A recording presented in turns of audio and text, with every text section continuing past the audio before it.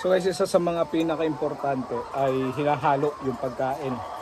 Kasi kung hindi hahaluin, ang mga manok, ang feeling nila ay luma yung pagkain.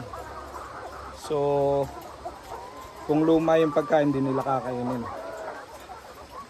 Akala nila ay luma yan. Ihika ng mga manok guys pagka hindi mo hinalo. Yan. Hindi nila kakainin yung binigay mong pagkain. Okay, so dapat malinis din lagi itong mga inuman. Palagi dapat malinis. Mapapansin nyo, meron tong mga tira-tirang pagkain dito sa kwan. Pagka kumain sila, yan o. Tapos iinom sila.